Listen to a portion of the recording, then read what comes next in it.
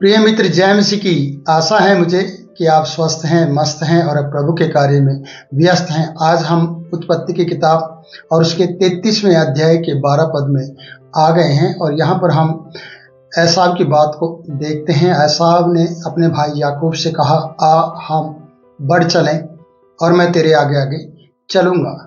आप उससे पहले जानते हैं कि याकूब ने अपने भाई एसाव को भेंट देने के लिए बहुत ज़्यादा जोर डाला कि उसकी भेंट को स्वीकार करे, और वो भेंट लेना नहीं चाह रहा था, लेकिन उसके बहुत ज़्यादा आग्रह करने पर उसने भेंट को स्वीकार किया।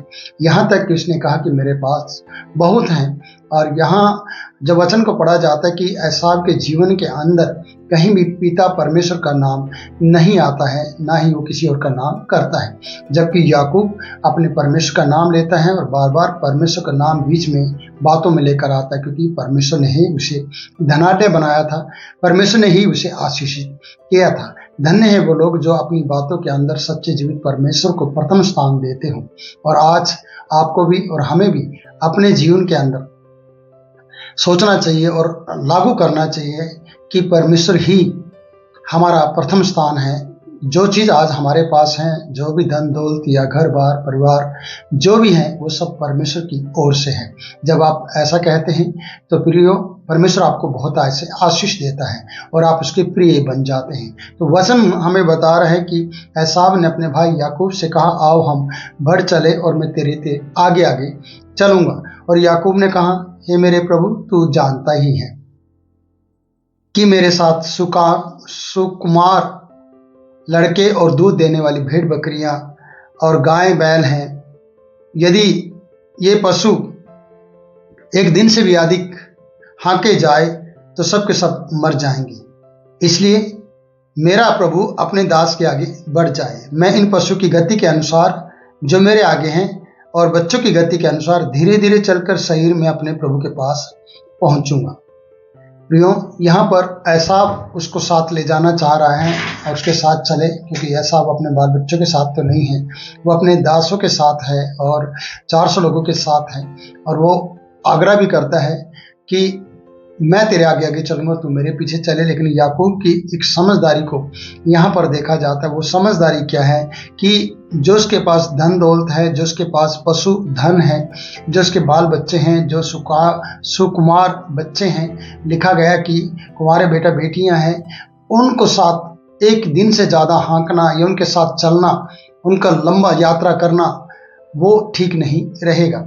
और ये घोड़े पर हैं, ये अपने सवारियों पर हैं और ये आगे आगे चलेंगे, इनके पीछे पीछे चलना याकूब के लिए मुश्किल हो जाएगा, क्योंकि यहाँ पर उसने समझदारी से कहा है कि मेरे गाय बैल भेड़ बकरी एक दिन से ज़्यादा हाँके नहीं जाएगी, क्योंकि ये एक अच्छा चरवाहा रहा है और इसने भेड़ बकरी की बढ़ोतरी की है परमेश्वर के उस स्वप्न के द्वारा, जो उसने स्वप्न में देखा था कि चितकबरे बकरे बकरियों पर चढ़ रहे हैं। और उसने उसी तरीके से उस तरीके को अपनाया था जब इसकी भेड़ बकरियां लाबान की भेड़ बकरियों से बलवंत हो रही थी और बढ़ रही थी, और परमेश्वर ने इस पर अनुग्रह किया था। इसलिए यहाँ पर हम देखते हैं कि याकूब ने कहा, पशुओं की गति के अनुसार जो मेरे आगे हैं और बच्चों की गति के अनुसार मैं धीरे धीरे चलकर शरीर को तेरे पास पहुंचूंगा। गति को समझना, पशुओं की गति को समझना, बच्चों की गति को समझना।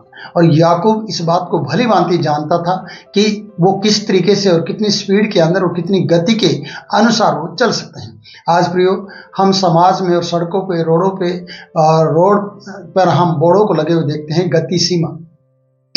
आप जानते हैं कि गाड़ी को कितनी गति के अनुसार आप चला सकते हैं।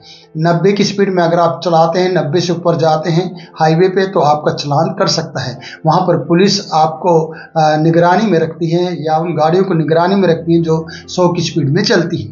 95 होने पर ही आपका चालान कर सकता है। कुछ जगह पर, कुछ एरिया में 70 की स्पीड को रखा जाता है, गति सीमा को रखा जाता है।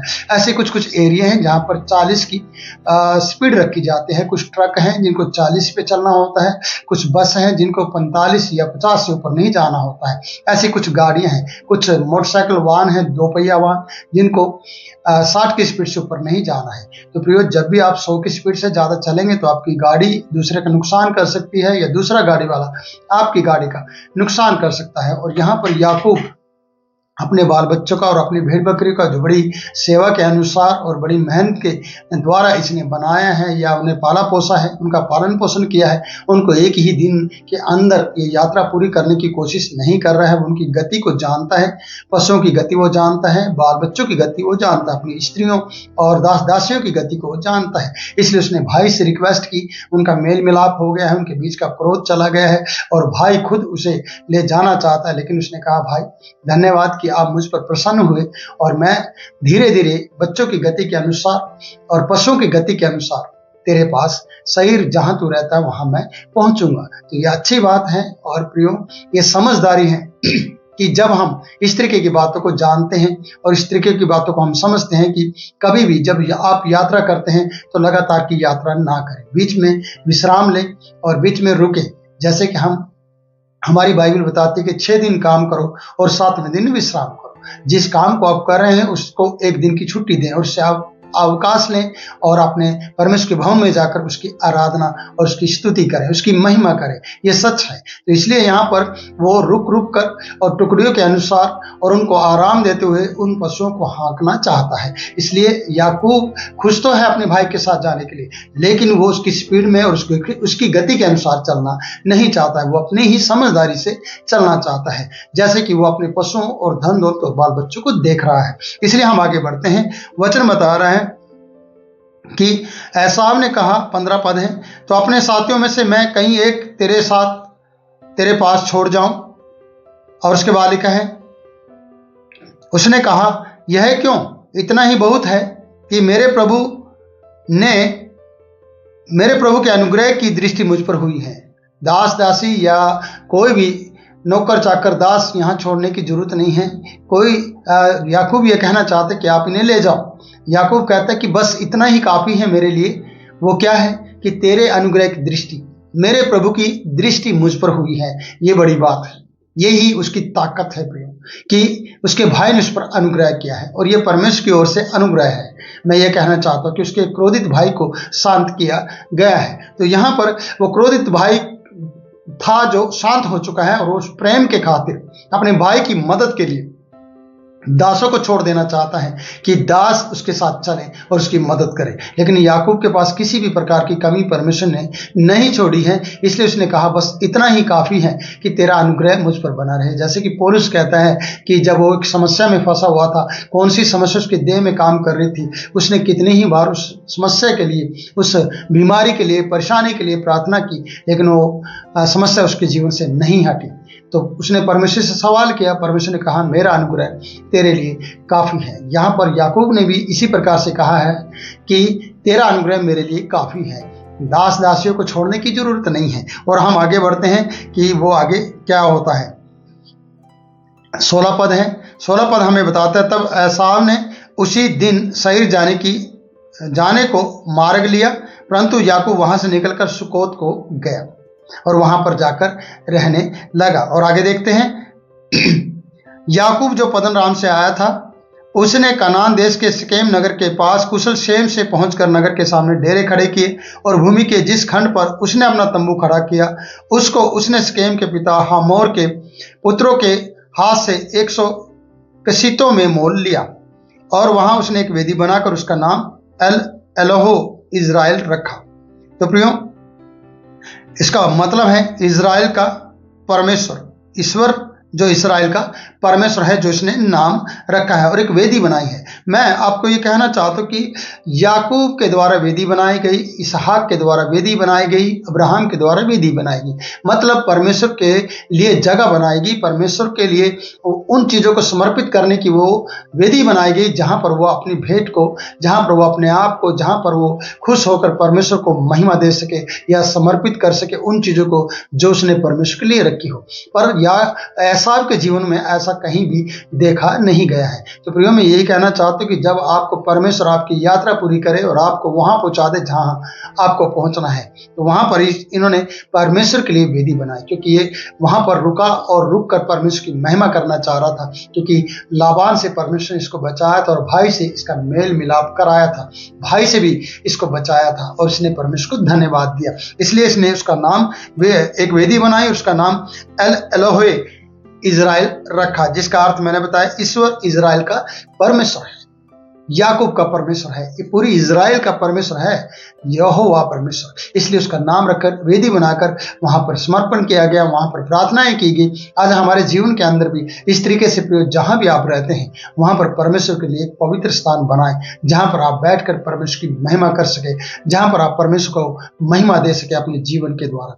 तो आज मैं आपको यही सिखाना चाहता हूँ कि आपको अपनी गति सीमा को समझना है, अपने साथ चलने वाले लोगों की गति सीमा को समझना है।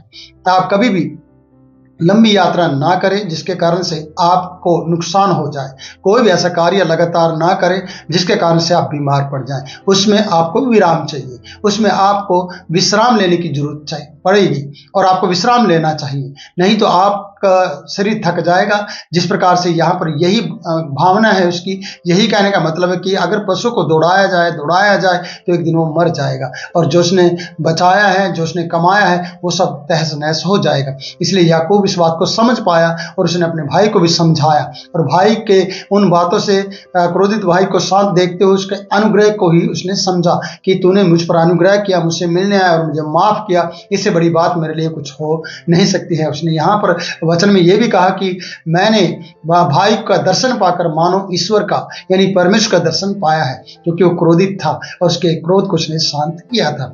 याकूब से आप सीख सकते हैं कि किस तरीके से आप अपने क्रोधित भाइयों को या उन विश्वासियों को, उन लोगों को जो आपसे चिड़े हुए हैं, शांत कर सकते हैं। और आप जब शांत कर देंगे तो प्रियो आपके साथ और भी ज्यादा परमेश्वर की आशीष से जुड़ जाएंगे। इसलिए याकूब के अंदर बहुत से बदलाव को देखा गया, याकूब के अंदर प्रार्थना का जीवन देखा गया, याकूब के जीवन में वेदी बनाते हुए का देखा गया कि वो वेदी बनाता है। तो हमें भी अपने परमेश्वर को प्रथम स्थान देना है और उसके साथ आगे बढ़ना है और गति को समझना है, क्योंकि परमेश्वर को मूसा ने इस प्रकार से कहा, परमेश्वर अपनी गति मुझे समझा दे। जब वो इजरायलियों को मिस्र से निकाल कर लेकर आया तब वो कह रहा था कि आप अपनी गति मुझे समझा दे और आप हमारे साथ चलें तो मैं चलूंगा, क्योंकि परमेश्वर भी उन्हें लगातार दौड़ा कर नहीं लेकर आया। समय समय पर तंबू उखाड़े गए और फिर बनाए गए, लगाए गए और बादल और खंबा उनको दिखाई देता था समय समय पर जब वो चलते थे। तो वो गति थी परमेश्वर की कि उनको लगातार ना चलाया जाए, उनको रुक रुक कर आराम देते हुए, खिलाते पिलाते हुए और उनको सेहतमंद बनाते हुए आगे बढ़ाया जाए। तो परमेश्वर ने उनके साथ ऐसा किया और मूसा भी ये जानना चाहता था कि अपनी गति मुझे समझा दे। आज यहाँ जानवरों की गति, यहाँ बच्चों की गति के बारे में बताया गया, तो आप भी अपनी गति सीमा को समझें और अपने जीवन को उसी तरीके से चलाएं जिस तरीके से आपके अंदर ताकत है और आप चला सकते हैं। और परमेश्वर की गति को समझें कि परमेश्वर आपको किस तरीके से चलाना चाहता है, तो परमेश्वर आपकी मदद करेगा, परमेश्वर आपको चलाएगा और संभालेगा और आपकी सहायता करेगा। तो प्रभु इन वचनों के द्वारा आपको बहुतायत से आशीष दे। फिर मिलूंगा नए वीडियो में नए वचन के साथ, तब तक के लिए मैं आपसे इजाजत चाहता हूं। God bless you.